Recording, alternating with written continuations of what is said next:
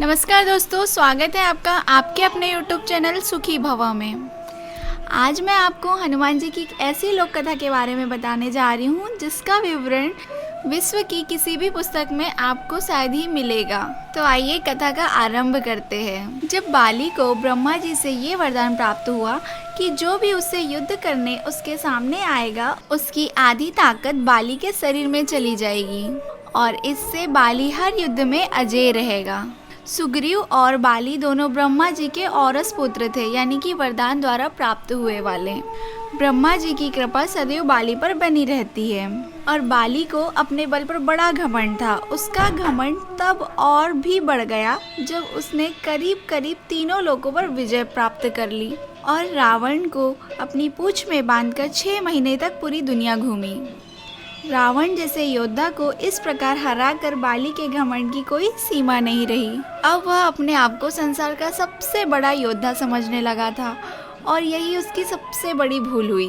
अपनी ताकत के मद में चूर एक दिन एक जंगल में पेड़ पौधों को तिनके के समान उखाड़ फेंक रहा था, हरे भरे वृक्षों को तहस नहस कर रहा था, अमृत के समान जल के सरोवरों को मिट्टी में मिलाकर कीचड़ कर दे रहा था और इस तरह से अपनी ताकत के नशे में बाली पूरे जंगल को उजाड़ कर राख कर देना चाहता था और बार बार अपने से युद्ध करने की चेतावनी दे रहा था। है कोई जो बाली से युद्ध करने की हिम्मत रखता हो? है कोई जो अपनी माँ का दूध पिया हो, जो बाली से युद्ध करके बाली को हरा दे? इस तरह की गर्जना करते हुए बाली उस जंगल को तहस नहस कर रहा था। संयोगवश उसी जंगल के बीच हनुमान जी राम नाम का जप करते हुए तपस्या में बैठे हुए थे। बाली की इस हरकत से हनुमान जी को राम नाम का जप करने में विघ्न हो रहा था। तब हनुमान जी बाली के सामने जाकर बोले, हे वीरों के वीर, हे ब्रह्म अंश, हे राजकुमार बाली। इस समय बाली किष्किंधा के युवराज हुआ करते थे। क्यों इस शांत जंगल को अपने बल की बलि दे रहे हो? हरे भरे पेड़ों को उखाड़ फेंक रहे हो, फलों से लदे वृक्ष को मसल दे रहे हो, अमृत समान सरोवरों को दूषित मलिन मिट्टी में मिलाकर उन्हें नष्ट कर रहे हो। इससे तुम्हें क्या मिलेगा? तुम्हारे औरस पिता ब्रह्मा के वरदान स्वरूप कोई तुम्हें युद्ध में नहीं हरा सकता, क्योंकि जो कोई तुमसे युद्ध करने आएगा उसकी आधी शक्ति तुम में समाहित हो जाएगी।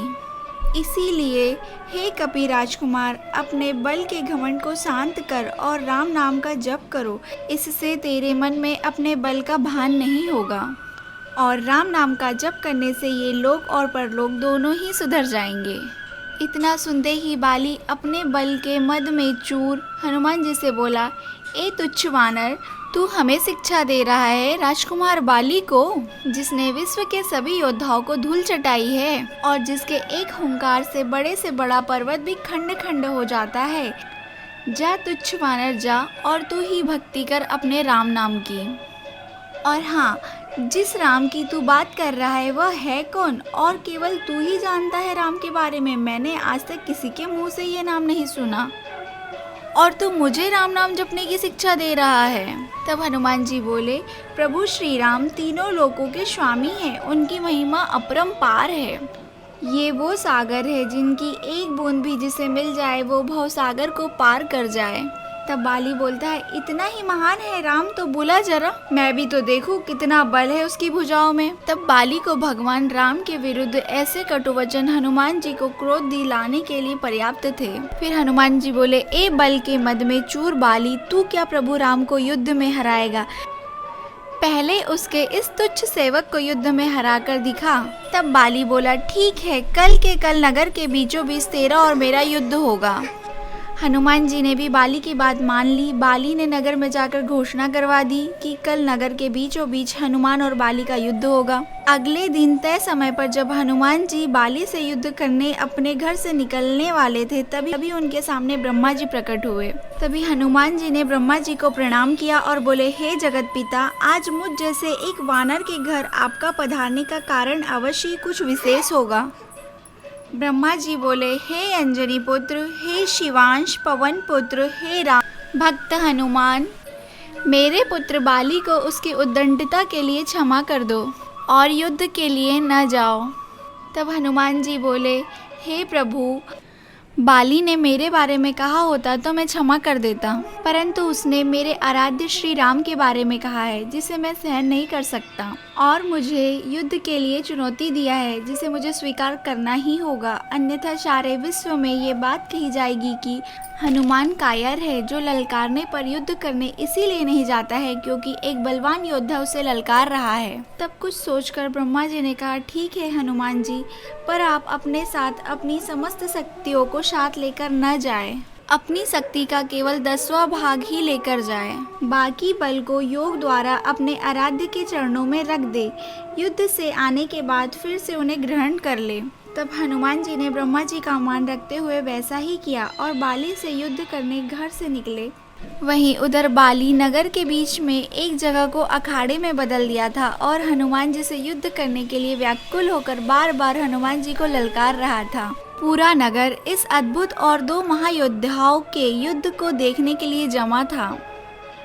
हनुमान जी जैसे ही युद्ध स्थल पर पहुंचे, बाली ने हनुमान को अखाड़े में आने के लिए ललकारा। ललकार सुनते ही जैसे ही हनुमान जी ने एक पाँव अखाड़े में रखा, उनकी आधी शक्ति बाली में चले गई, और जैसे ही बाली के शरीर में हनुमान जी की आधी शक्ति समाई, बाली के शरीर में बदलाव आने लगे। उसके शरीर में ताकत का सैलाब आ गया। बाली का शरीर बल के प्रभाव में फूलने लगा, उसके शरीर से फट कर खून निकलने लगा। बाली को कुछ समझ नहीं आ रहा था। तभी ब्रह्मा जी बाली के पास प्रकट हुए और बोले, बाली पुत्र, जितना जल्दी हो सके यहाँ से दूर, अति दूर चले जाओ। बाली को इस समय कुछ समझ नहीं आ रहा और वो सिर्फ ब्रह्मा जी की बात को सुना और सर पर दौड़ लगा दिया। 100 मील से ज़्यादा दौड़ने के बाद बाली थक कर गिर गया। कुछ समय बाद जब होश आया तो अपने सामने ब्रह्मा जी को देखकर बोला, ये सब क्या है? हनुमान से युद्ध करने से पहले मेरा शरीर का फटने की हद तक फूलना, फिर आपका वहां अचानक आना और ये कहना कि वहां से जितना हो सके दूर चले जाओ, मुझे कुछ समझ नहीं आया। तब ब्रह्मा जी बोले, हे पुत्र, जब तुम्हारे सामने हनुमान जी आए तो उनका आधा बल तुम में समा गया, तब तुम्हें कैसा लगा? मुझे ऐसा लगा मानो जैसे मेरे शरीर में शक्ति का सागर लहरें ले रही हो। ऐसे लगा जैसे इस समस्त संसार में मेरे तेज का सामना कोई नहीं कर सकता, पर साथ ही साथ ऐसा लग रहा था जैसे मेरा शरीर अभी फट पड़ेगा।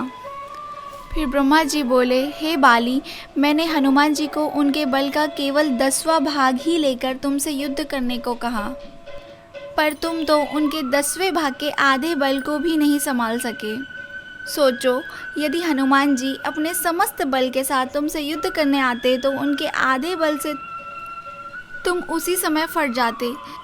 इतना सुनकर बाली पसीना पसीना हो गया और कुछ देर सोचकर बोला, प्रभु, यदि हनुमान जी के पास इतनी शक्तियाँ हैं तो वो इसका उपयोग कहाँ करेंगे? तब ब्रह्मा जी बोले, हनुमान जी कभी भी अपने पूरे बल का प्रयोग नहीं कर पाएंगे, क्योंकि ये पूरी सृष्टि भी उनके बल के 10वें भाग को नहीं सह सकती।